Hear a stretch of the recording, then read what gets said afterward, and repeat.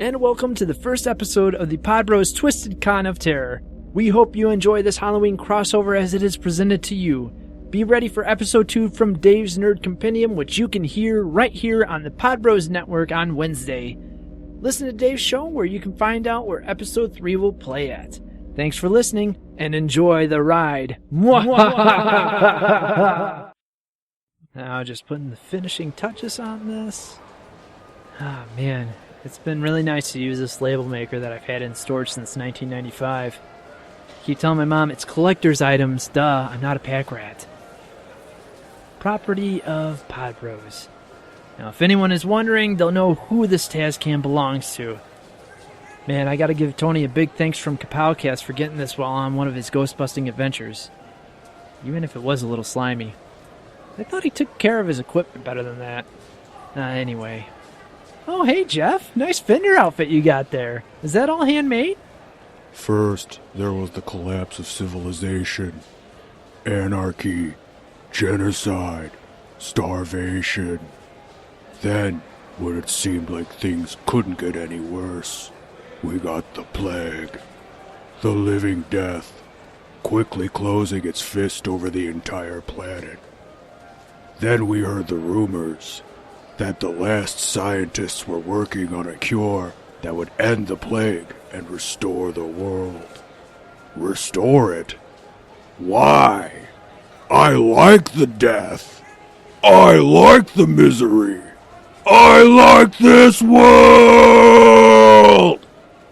Okay, that's cool. So, are you ready for the Pod Bros Pop Culture and Podcasting Convention Expo Super Show?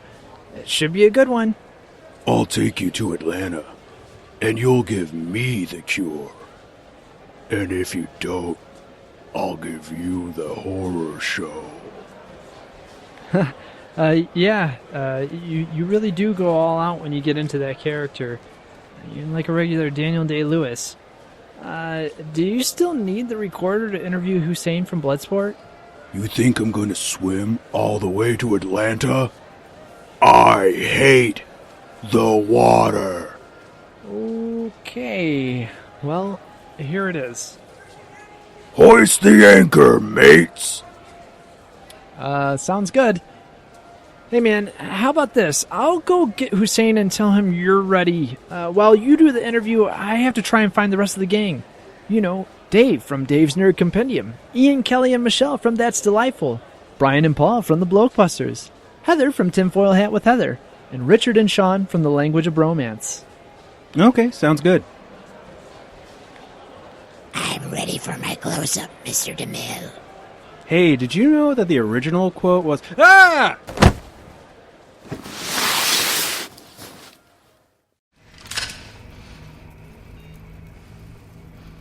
You wanna f*** around? Is that what you're trying to do? You have been paid. You and me, our business together, it is all over. You wanna try to test me? Ha! Easy. Easy. Who is this? Vasily!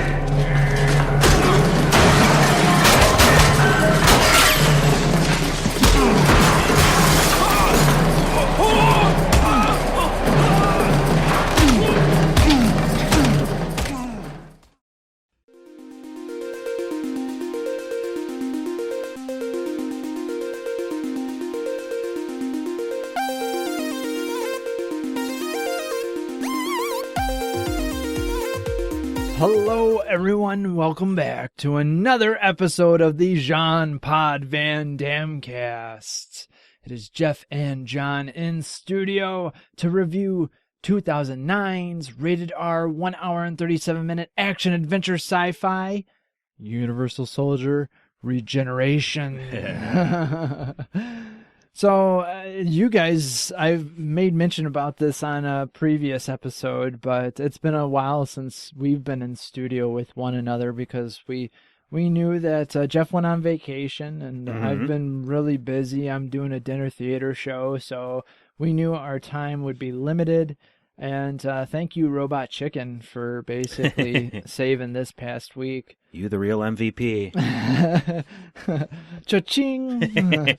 Sweet 5-minute episode. Yeah, that was nice. I hope you guys enjoyed that little taste, the little chicken nugget morsel.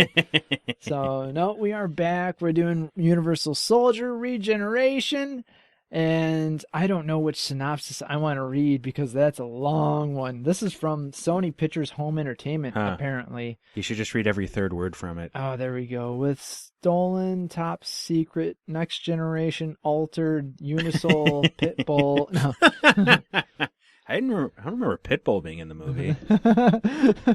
Oh, yeah, no, I did. He was the really big Universal Soldier. With stolen top-secret technology, terrorists have created a next-generation Universal Soldier, an elite fighter genetically altered into a programmable killing machine. With this Unisol, former UFC heavyweight champion Andre the Pitbull Arlovsky leading the way, they seize the crippled Chernobyl nuclear reactor. Where's George Bush at? Nuclear. Threatening to unleash a lethal radioactive cloud. The only one who can stop them is Luke Devereaux, Jean-Claude Van Damme, a Unisol who's been decommissioned for years. Reactivated and retrained, Devereaux must make a full-out assault on the heavily armed fortress. But inside he'll discover not one, but two of these virtually indestructible warriors. Andrew Scott, Dolph Lundgren, Devereaux's vicious Unisol enemy from the original Universal Soldier, has been secretly reanimated and upgraded. Now these elite fighters are locked, loaded, and programmed to kill, and the fate of millions hinges on this high-action showdown. Boy, that was That a was a long long synopsis. one. It wasn't really a synopsis. It was more of a plot. I was like, oh, goodness. It was just a plot outline, Yep, pretty much. that was, yeah, thanks, Sony Pictures. Yeah. Anonymous, I just have to compare them now. When terrorists threaten nuclear catastrophe, the world's only hope is to reactivate decommissioned Universal Soldier Luke Devereaux. Rearmed and reprogrammed, Devereaux must take on his nemesis from the original Universal Soldier and a next-generation Unisol. I kind of like that one better. Yeah, very succinct. That was, got straight to the point. Wasn't terrible broken English like some of these. It just took like the foremost... It basically took that like Sony... 4 sentences and made it into a paragraph that explained it much more quickly. Yep, quickly and clearly. The director of this is John Hyams. Writers Richard Rothstein, based on characters created by, and Christopher Leitch, based on characters created by, and others. The tagline, reanimated, rearmed, the ultimate rematch. That's not a bad tagline, actually. Yeah, man. That tagline is like really classic cheesy. It's very much in the spirit of the first one. Yes. Which is funny because this movie definitely went in a different direction from the other 2 Universal Soldier films. Like, it was much darker, more serious. Yeah, man. Yeah. No one-liners. No, whatsoever. not really. Not even from Dolph Lundgren. No. Yeah, it really wasn't. Even his one-lines weren't really one-liners. Yeah.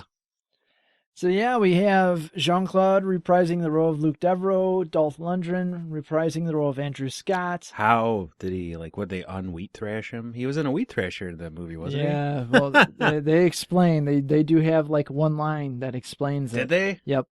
Yeah, which I quoted it, so we'll get to it. Okay, good. So here's my little 6 degrees of separation from the film right here. Andre Arlovsky. He plays NGU. And I met Andre, actually. Yeah? I have a... And you survived. I survived. Andre was a good guy, a really nice guy. That's very, cool. very nice guy. Where'd you meet him? Up in Toronto, up in Canada. When when UFC was still when it was popular, but it wasn't as gigantic. When it was just getting to the point of reaching Andre the Giant levels of gigantism. They used to have they called it the MMA Expo. So much so when you told Border Patrol across, when you had Jean-Claude Van Damme playing a Border Patrol agent when trying to cross into Canada, I'd say, hey, yeah, I'm going to the MMA Expo. And they'd be like, MMA, what's that? And I said, mixed martial arts. And they'd be like, oh, martial arts, do you have any weapons? And I said, you don't watch UFC? Just these. Yeah, I know. You want me to register these bad boys? It's one of my favorite... what's the urban legends, urban myths that you have to register your hands because they're so dangerous. My karate instructor told me that. My American karate instructor, I believed him. Yep. Thanks, guys. Yep. Lying, dishonorable, Yep. Dishonorable. Exactly. betrayed by my master. Yep. And that's those McDojos, man. Mike Pyle plays Captain Kevin Burke. Corey Johnson played Colonel John Kobe. Gary Cooper played Dr. Porter. Yeah. Oh, man. Wow. Emily Joyce played Dr. Sandra Fleming. Zachary Baharov played General Topov. And let's see if there's any... Carrie Shale played Dr. Colin. I'm trying to just name off the people who were like really into it. No way. Van Damme's son, Chris Van Damme, played Miles, the kid who was with the scientist. Oh, okay. I had no clue that was... Wow. I didn't know that either. Look at that. Good on him. Was that his first acting role? I don't know. Let's take a quick look. I'm not going to go over any other ones really because, well, you already know about Dolph and Van Damme. Maybe I'll go over Andre's really quickly. Oh, no way. His first role is an uncredited role as the young Luke Devereaux in Universal Soldier. No kidding. Yep. Then he played the young Chris in The Quest. He did really Derailed. I forgot. I try to forget Derailed. He played Ethan in that. So really, yeah, Derailed is kind of like the it for him. But I had no clue. Yeah, Universal Soldier, and we'll be seeing him in a lot more Van Damme films. Oh yeah. So, okay, let's quickly. I'll go over Andre's screen time. If there's too many, there's not really going to be any others. While this is loading, I'll tell a story about it too. He was in Eight of Diamonds as Vasco. I have no clue what that is. He was in the other Universal Soldier, Day of Reckoning, as Magnus, and he was in the TV series Limitless as Alexei Basayev in one episode. So there you have it. So back in the day, and Damon might end up having to correct me here. Somewhere, somehow, Andrei Arlovsky had a girlfriend. They ended up breaking up or whatever. And some other guy was dating her and was basically just talking shit to him about it, like through reports and whatnot. So one of the guys asked Arlovsky, or his girlfriend was talking, I forget, someone, there was no reason to bring it up, so the reporter brings it up to Arlovsky. He's like, hey, what would you have to say to her new boyfriend or whatever? And Arlovsky in broken English goes, how tastes my PPP?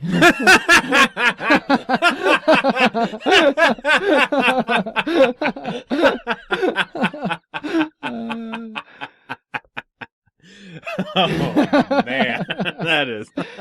Yep. So then later on, a reporter was talking to his girlfriend and her then other boyfriend. I don't know if it was the same guy or not. He's talking to them, and he basically asked, he was like, what, do you have a response for Andrei Arlovsky saying that? And the dude was like, this interview's over. He got so mad. It was awesome. How taste my PPP. Yep. Yeah. Like at first when someone typed it out online, I just thought they mistyped, and then I listened. I was like, no, he says PPP. Like he says it 3 times. Oh man. What a gem. Yep. Absolute gem. And just another reason why I like Andrei Arlovsky. Hell yeah. So anyway, now on to the movie. Now that we got 10 minutes of talking my personal experience with Andre, and now I'm going to make a movie about it. Didn't Billy Crystal make a movie, like Andre and Me? My Giant? My Giant. Yep. Yeah, that's right. Andrei Arlovsky's My Giant.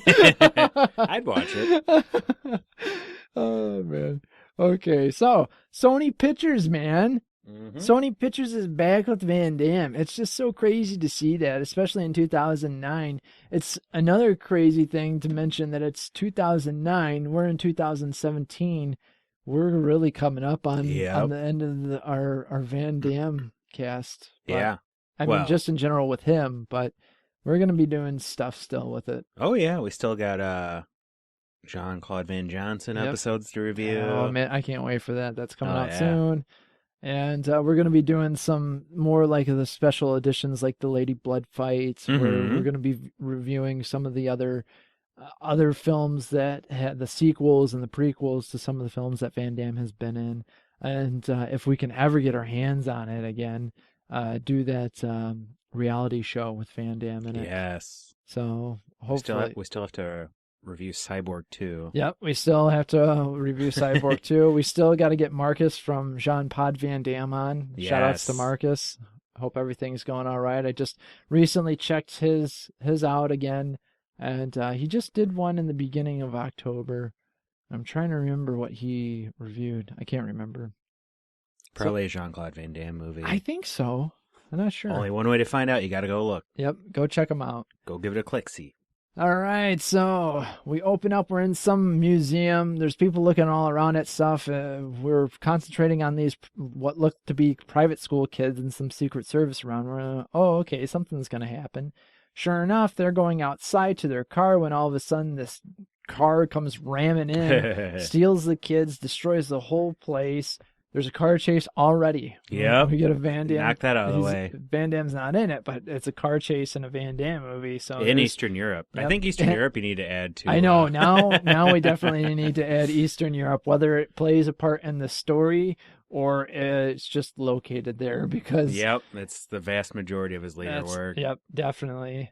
So one dude gets shot and he just looks at the bullet wound. He's like, "Huh?" And so you already think something's up there. You're like, "Okay, is this some Unisols doing this or what's happening?"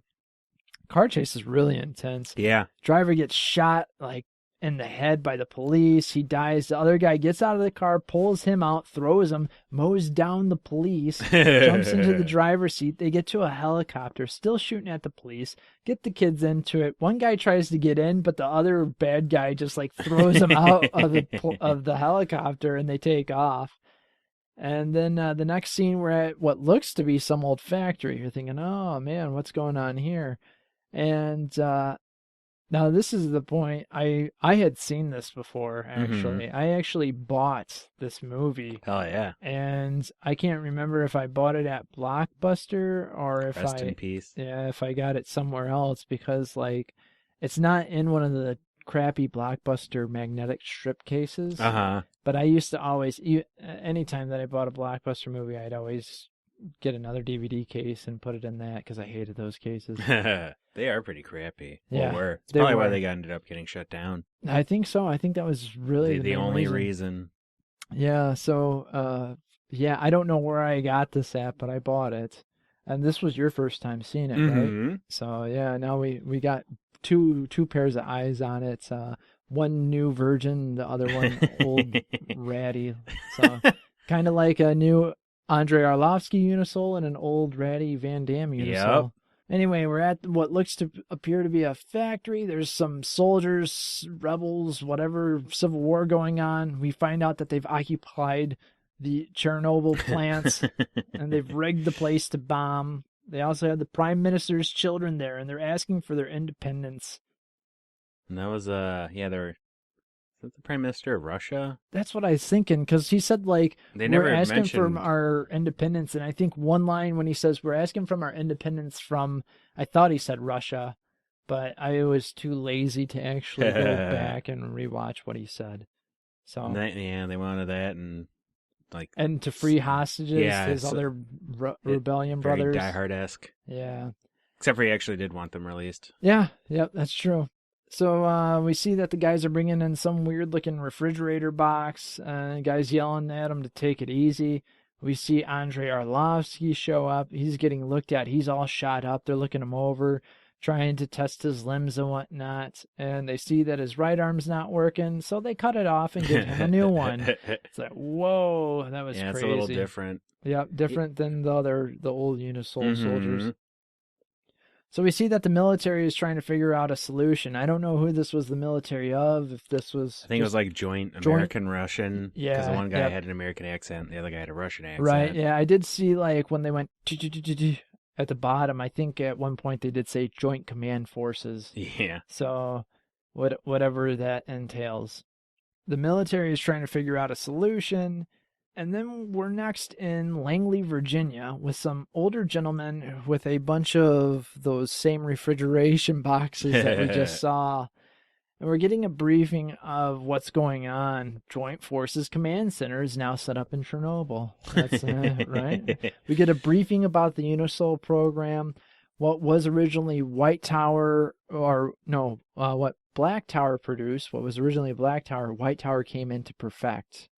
And we learned how pretty much these soldiers just became ridiculous. Had a situation where there's 12 of them. They all went crazy. Things shut down. Andrei Arlovsky was a part of that. He got away.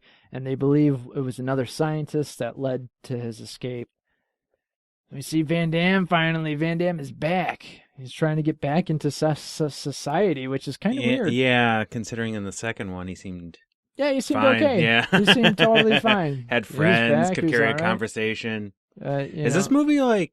Is this like a sequel or a soft reboot? Is what I'm wondering. I think it was supposed to be a soft reboot. That's what I thought because like things didn't line up with the sequel. Yeah, if I recall, I think actually us when we reviewed the second one might have been in the trivia where they mentioned that, where they were just like, this one kind of falls out of order, because originally the second one did not pay any attention to the other Universal Soldiers that does not star Jean-Claude Van Damme in it.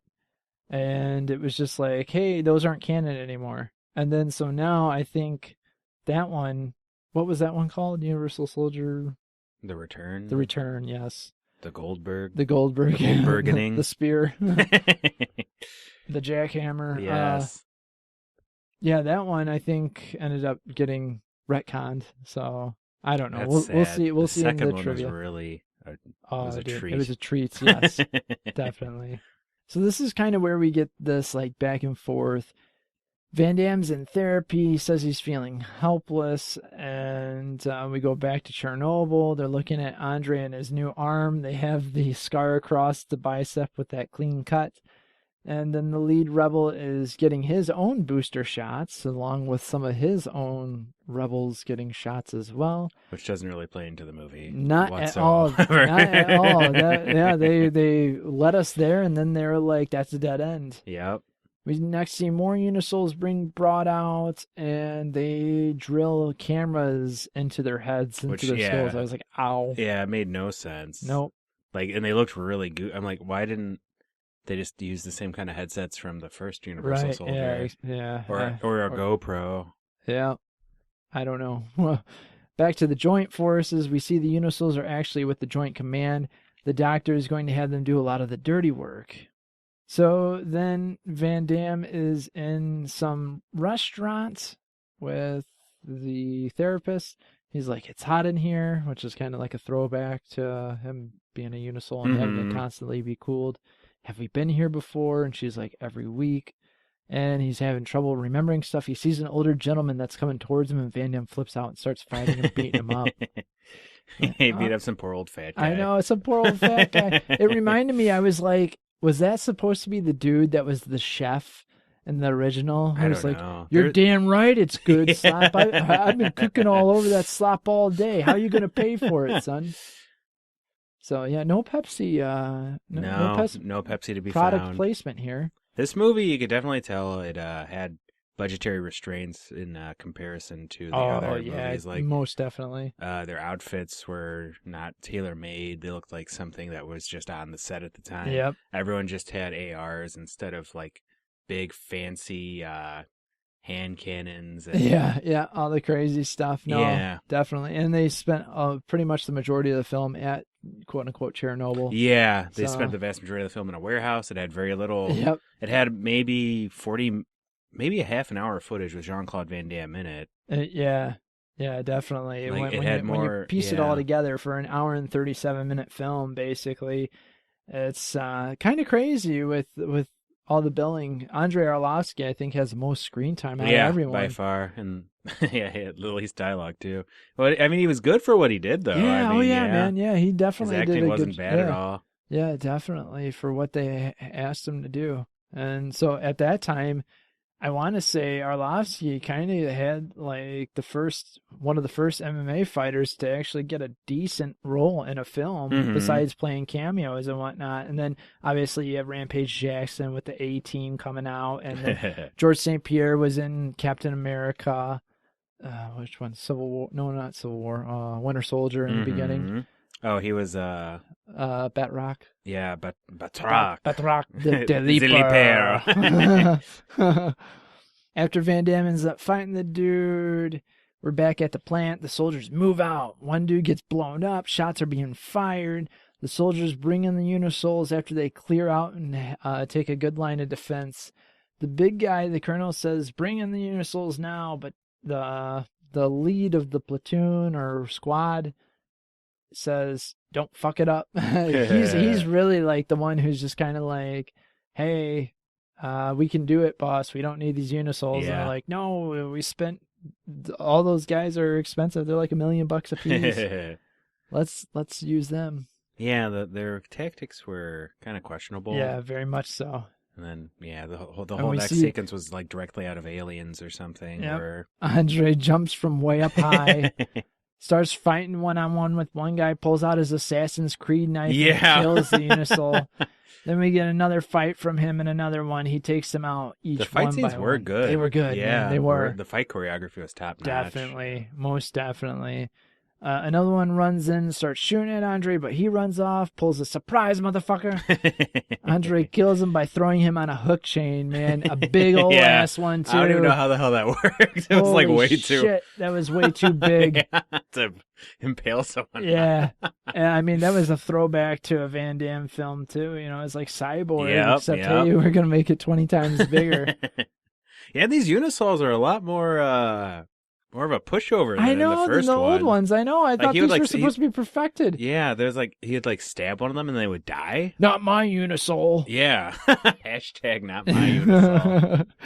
Yeah, man. I expected the dude who got thrown on the meat hook to like prop himself off of it and still want to fight. And yeah, I was really surprised. These guys were.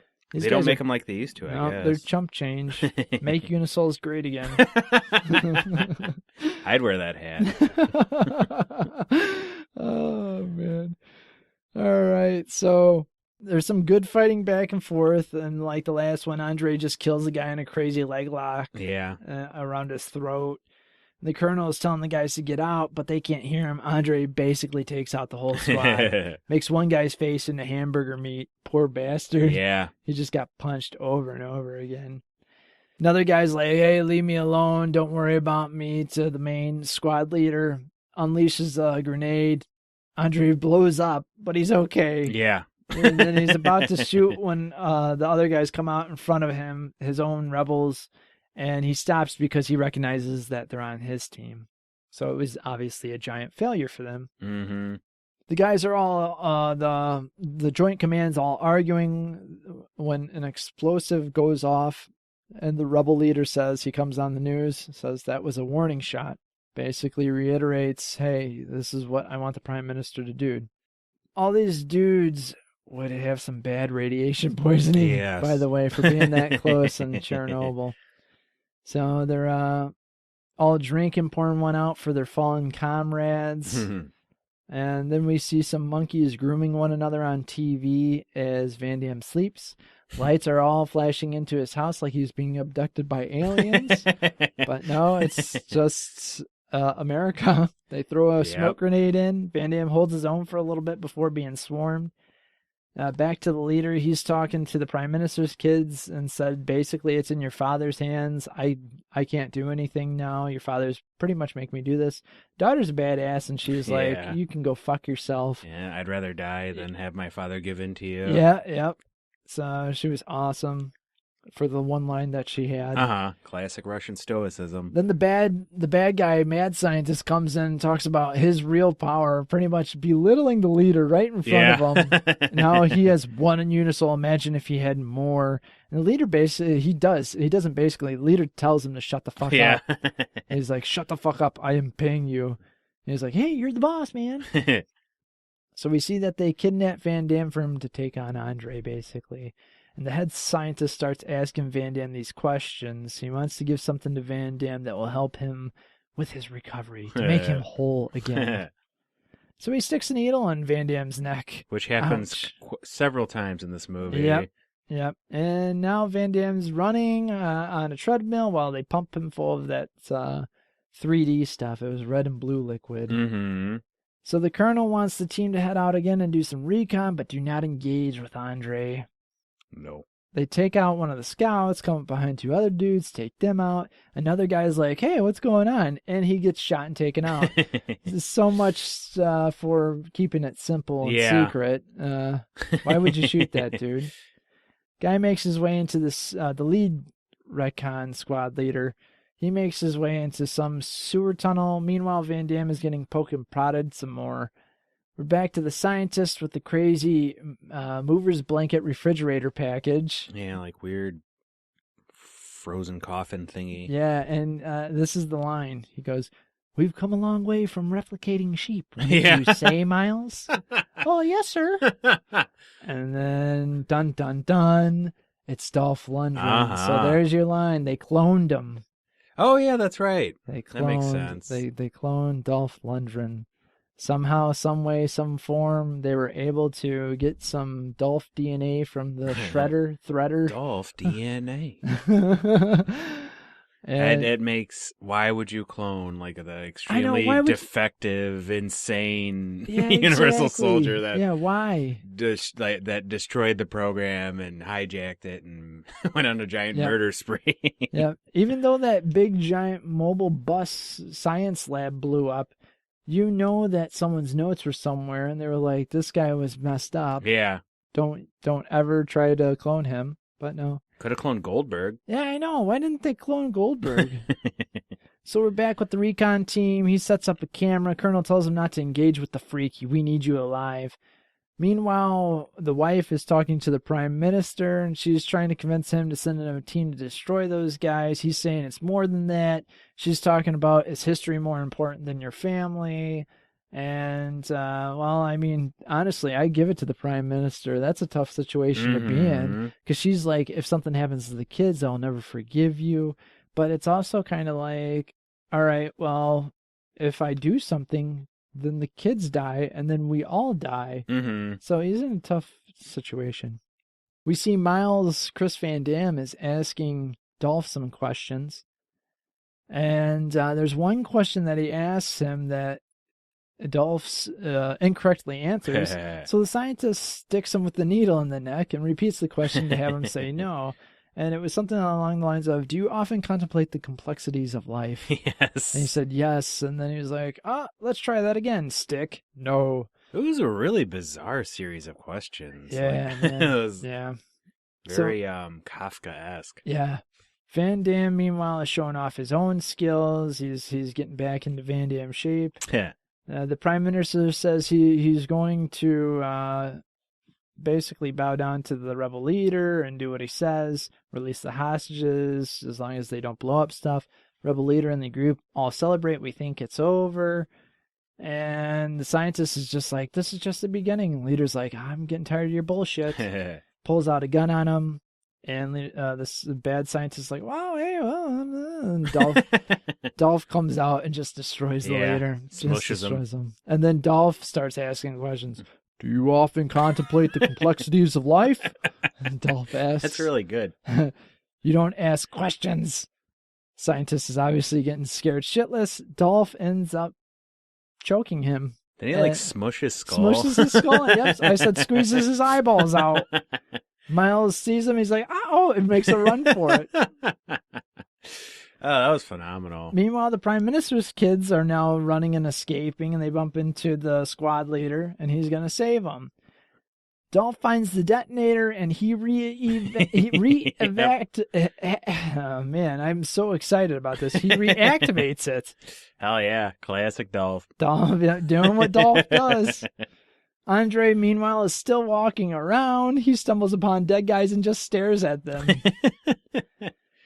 The guys get Van Damme all ready to go in. He's strapping him up. He's talking with his psychiatrist. He's like, I'm going back. I'm going to fight.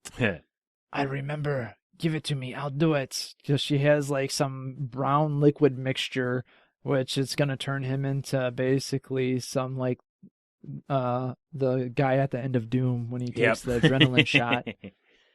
She injects him knowing that it's not safe for her to be there. He bear hugs her, like almost kills her, knocks over one of the other military dudes. Why did the general like walk in when... Yeah. I know, like, yeah. Why did she insist on staying when he could have given himself the shot? Yeah, like, so... yeah, seriously. And then, the colonel and then the lead scientists are right there, and Van Damme grabs the gun and is like, okay, now I'm going to follow orders. So Van Damme kicks down every door in the building. Yep, and goes crazy. We're back to the recon guy. He's trying to get the kids out. He passes by Andre without even realizing it. Uh-oh. Van Damme runs in, guns a-blazing, dude. I mean, this is absolutely amazing. Fantastic. This is like... Totally turns the movie around. Oh, cheesy, like, awesomeness all around. If this was a pile of nachos, it's just dripping with nacho cheese, man. I mean, there's explosions, bullets of high caliber going all over the place. Van Damme basically taking out all these rebel scum. It just was ridiculous. So he has his, he had an AR, right? Yeah. And then he gets down to his like Uzi, and then he pulls out a knife. Yeah, and he just... And if you thought the gun violence was violent and gross, wait till he gets to the knife. He killed, I think, more people with a knife than he did. Yes. And it's violent. It is graphic. Yeah. It is He's awesome. Slashing people up like fucking Jason Voorhees or something. Yeah, dude. Yeah. Slitting throats, slitting Achilles heels, slitting the tendons in the back of your knee. He's just, the one thing I've learned, and this is kind of like my MMA episode, I guess, me relating stuff with it. The one thing I learned when I was training was basically the best advice ever. If you saw a dude with a knife, run. Because everyone who's like, I am more scared of a dude who has a knife because he pretty much has a high chance of knowing how to use it. Mm-hmm. And even if he doesn't, he can still slash you and fuck you up pretty badly. Whereas if you have an idiot with a gun, I mean, still run. Yeah. But like... You go, okay, I have a better chance at survival, believe it or not, with the gun than I do with the maniac with a knife. So we saw what Van Damme, we saw the reasoning why Van Damme shows us why you should always run away from a dude with a knife. Because he tore people up. Man. He never picked up another gun either. He just stuck with the knife. Used the knife for the rest of the film.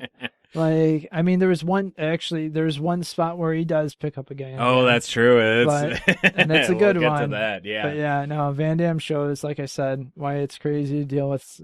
You don't want to deal with crazy people. I guess is what I'm getting at. Don't try to disarm a dude with a gun, by the way. It's hard. Please don't. Don't be a hero. Yeah, don't be a hero. And if you want to avoid crazy people, don't go into the podcasting business. I wish you were around 5 years ago. Oh, man. Van Damme's just killing those dudes with the knife, but he leaves one dude alive, and he's looking at him. The dude looks at him, and then it just jumps out the window. Wasn't that like a second story window or something? Yeah. He was just like, I'll take my chances falling out this window besides getting stabbed repeatedly by Van Damme. Understandable. So the recon guy gets caught up by Andre, and they start fighting, and I'm like, good luck to you. Andre pulls out his Assassin's Creed blade and guts the poor dude. Just smokes him. Yep. He dead.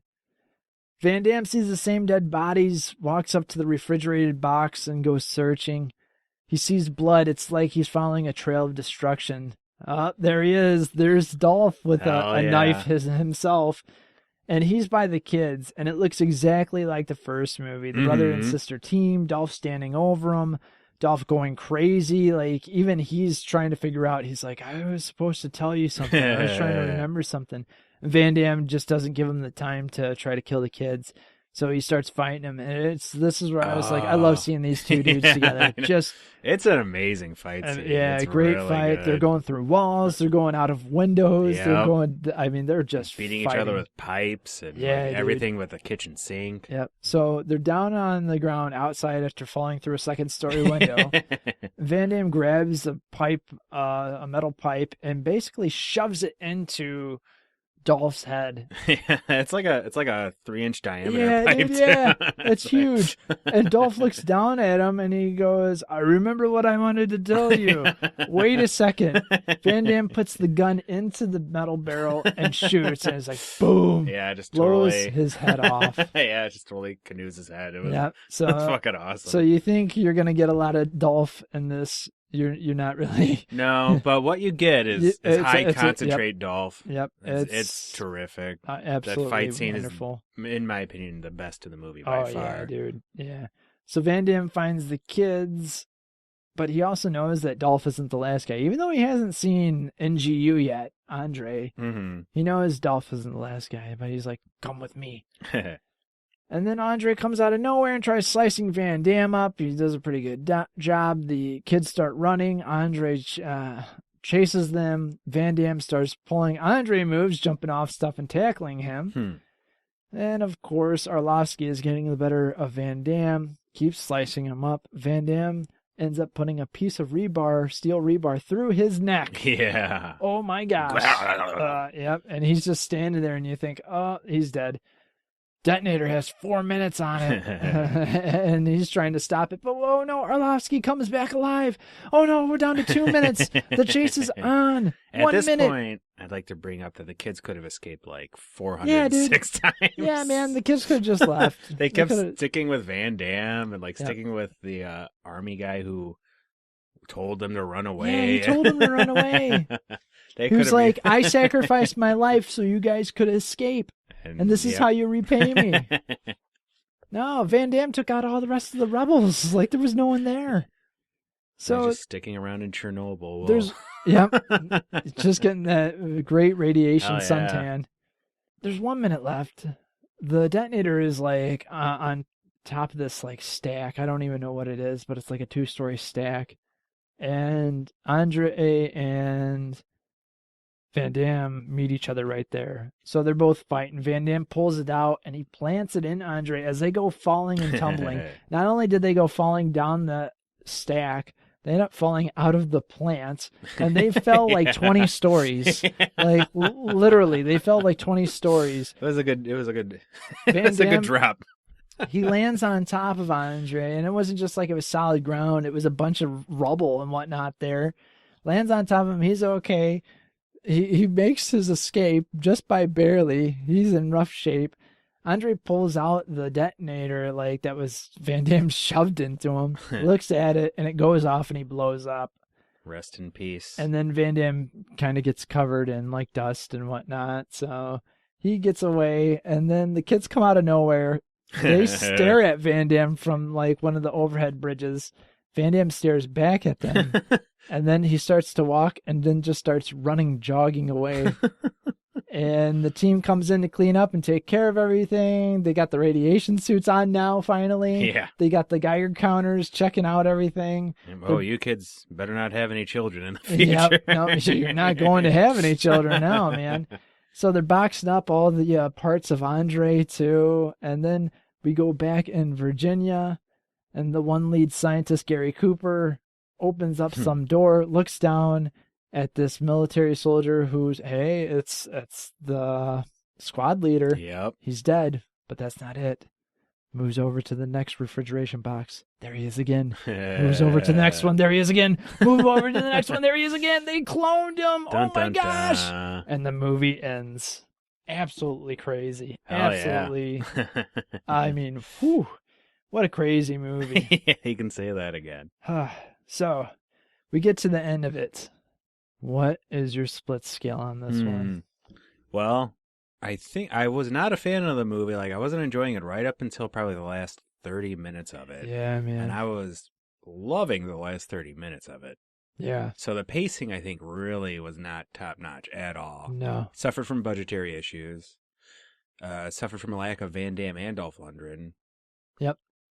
But the fight scenes were just top notch. Some of the best I've ever seen. In I know, man. Any Van Damme Yeah, movie. no, you're totally right there. So I'm really it's really, bouncing up and down. Yeah, the explosions were great. The effects were great for what they had to work with. There was a couple headbutts. I was happy with that. Yeah, a couple headbutts. No splits, though. No splits, no groin attacks. No groin attacks. It was really violent. Really violent, man. I would say I would give it a 7. Yeah. I was going to give it 6.5 up until I saw like the last half an hour. Yep. We aren't too far off. I think it's been a while since we've had really differing viewpoints on, and even then we've all kind of been either off by a half a point or a full point. I agree with you though, man. It's a 7. Like, for what it was, for what we didn't get, for like them just being like, oh, hey, you know what? Van Damme doesn't know how to get back into society anymore. Well, don't pay attention to, 1998 when he was doing just fine and he was leading the new Unisouls. No, don't worry about that. But yeah, I mean, I was just sad because it had no humor in it whatsoever. Yeah, it was definitely a departure from the rest of the other 2 movies. Yeah. Especially the second, but the first too. The first one wasn't quite so bleak and hopeless. Yeah. Which is saying a lot considering the first one was pretty bleak. I know, right? Honestly. No, it was absolutely... I would definitely say worth a watch. I think you literally could just read a synopsis and then start watching as soon as Dolph Lundgren wakes up. Yeah, and then that would be the perfect time, honestly. And I think he wakes up around the hour mark on it, too. Yep. So, no, I definitely agree with you there. I think the reason why when I bought this movie, I got so hyped because it was Universal Soldier. Oh, yeah. And I was like, okay, and then I saw it, and I was like, oh, man, that wasn't as good as I expected it to be. And so I never watched it again. I only watched it once. And so much so that I didn't even end up buying the next Universal Soldier that will be coming out in, I believe, 2012. The Reckoning or something like that. I'll look it up. But, well, let's get into some trivia. There's actually a decent amount of trivia for this. Oh, yeah. Hell yeah. All right. Dolph Lundgren filmed his parts for the movie in just 5 days, while Jean-Claude Van Damme filmed for 20 days, which is kind of weird. That is bizarre. This is Dolph Lundgren's first sequel. Oh, wow. Yeah. Wow. There was no I Come in Peace too, was there? This film marks the first time Peter Hyams has acted as cinematographer without also directing. Huh. The director, John Hyams, is his son. Oh, no kidding. Oh, look at that. Was first shown at secret surprise screening of Fantastic Fest 2009 in Austin, Texas on October 1st, 2009. Released theatrically in Israel, Philippines, Singapore, Indonesia, Malaysia, Kuwait, United Arab Emirates, India, Lebanon, Jordan, Italy, Japan, Pakistan, and direct-to-video in the rest of the world. I didn't realize he was so big in the Middle East. Oh, dude, yeah, he's huge there, man. Is he? Yeah. Yeah, I think they invited him, besides him always getting invited by Putin to Russian martial arts competitions. That's awesome. He's been invited to some I think he's been invited to the BJJ that takes place out there, the big event that takes place, and I think what's it? My mind's blanking. But anyway, yeah, no, he's big out there. And who could blame them? I know. Maybe he could bring peace to the Middle East. I think Van Damme really is the only one who could bring world peace. Hulk Hogan came close. Yeah, that's true, but you know what? All you have to do is put Bloodsport on all around the world at the same time. And I think all the hurricanes just dissolve. Mm-hmm. Tornadoes don't even dare touch down. And everyone puts down their weapons. And where just John watch Lennon... the splits. Where John Lennon failed in just giving peace a chance, Van Damme will split kick us into giving peace a chance. So, screenwriter John Fasano and his son John Cody Fasano designed the special military costumes worn by the old and new model Unisouls in US TNG. I didn't really like the old model outfits. The new ones looked cool. I mean, they just looked like riot suits, though. Yeah. I mean, which looks awesome. What I thought. Yeah. Mike Pyle and Andrei Arlovsky were UFC veterans and former champions of 2 major MMA leagues. Andrei Arlovsky later made successful return to UFC in 2015. Arlovsky and Mike Pyle appear on the same UFC pay-per-view card. I forgot Mike Pyle was the other one in this. That makes sense. I totally forgot about Mike Pyle. This film marks the second reunion of Jean-Claude Van Damme and Dolph Lundgren. P.J. Pesci was considered to direct the movie. Is that Joe Pesci's son? I hope so. Simon Fellows was originally signed to direct, but he was replaced during pre-production. Oh, they spell Pesci different, though, so it might just be Pesh. I don't know. The stunt coordinator, Ernie Jackson, was originally attached to this film. Okay, that's cool.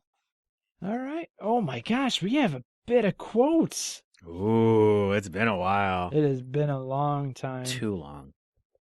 All right, you know what? It's been too long since me and you actually sat and we went back and forth on these quotes. That's true. So I say we do this. Let's do it. I'm going to play Dr. Colin, and you can play Andrew Scott. Okay, very good. That's a good boy. We have to go now. You have to finish your job, then we'll go. The children? Can I ask you a question? No, you cannot. You often contemplate the complexity of life. Hey, it's not for you to ask questions, understand? Andrew? Yes or no? Andrew, you're tired. You've been through a lot today. Are you a punctual and reliable person? I don't like your tone. Sit. You answer my question. I'm not gonna. How do you feel? Do you feel warm? Do you need me to cool you off? Answer me. Answer my question. You answer my question. I'm not gonna. Andrew, I want you to sit down. I need to help to cool you off now. Please sit down.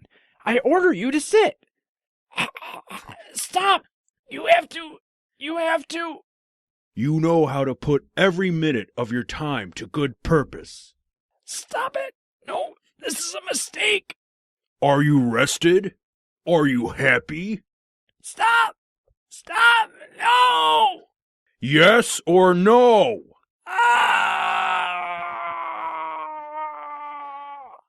You often think about humankind and its destiny?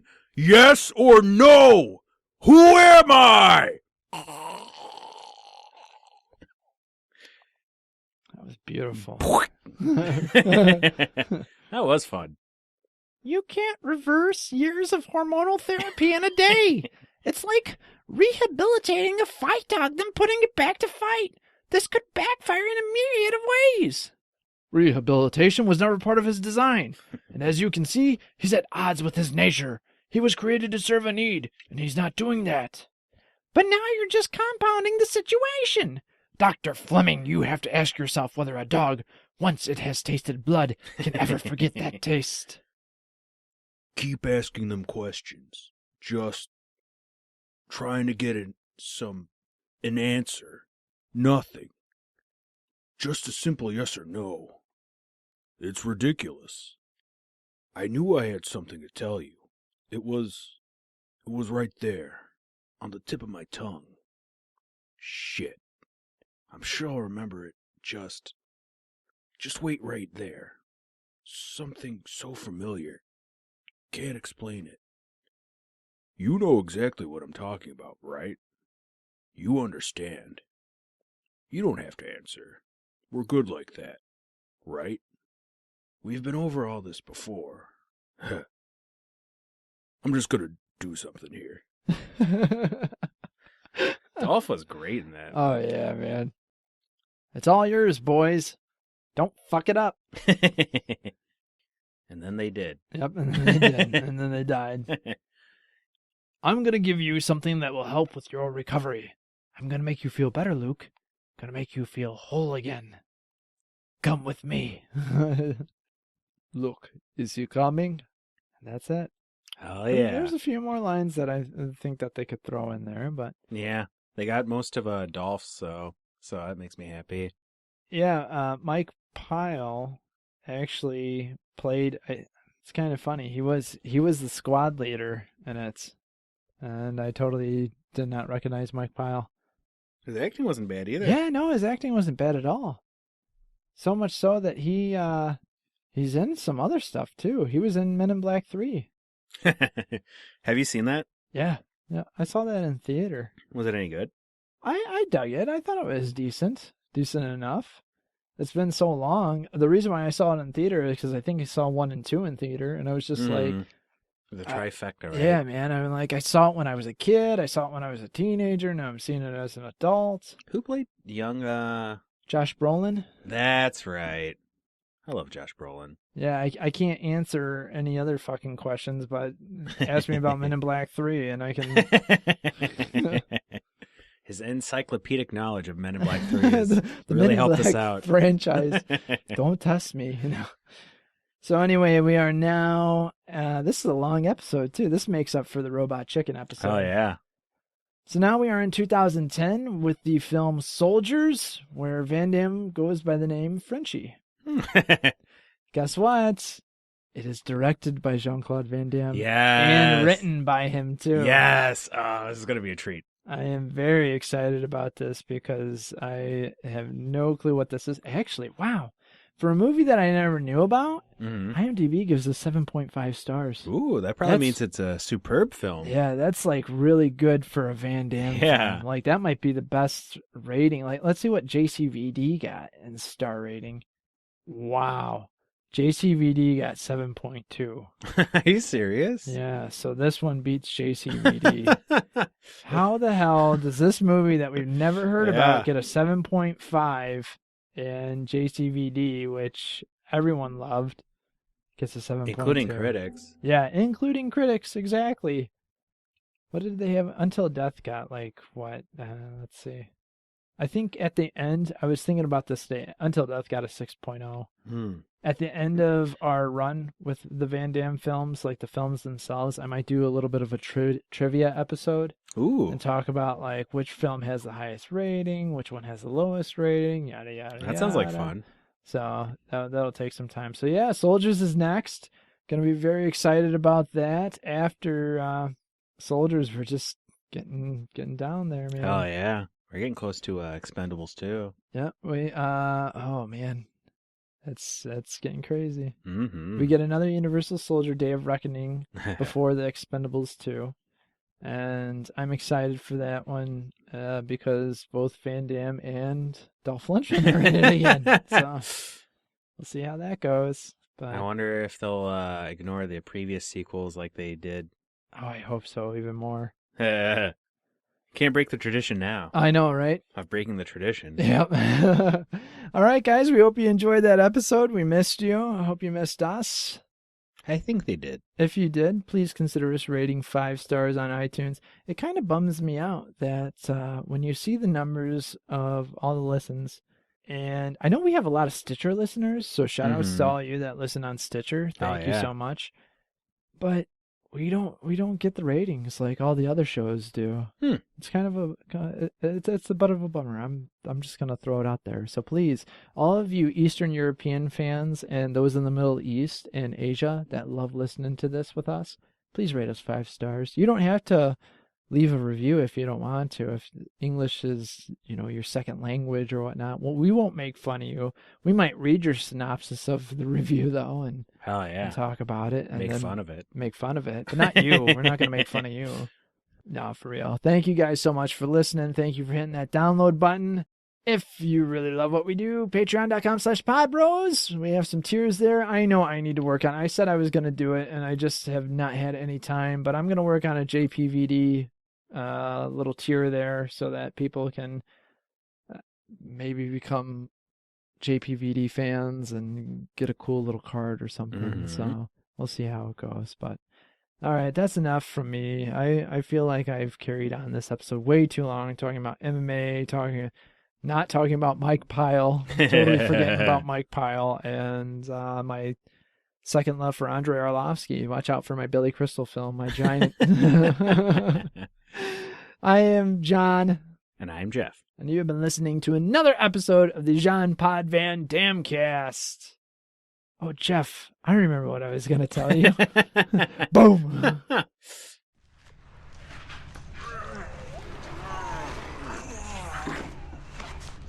Fucking prick.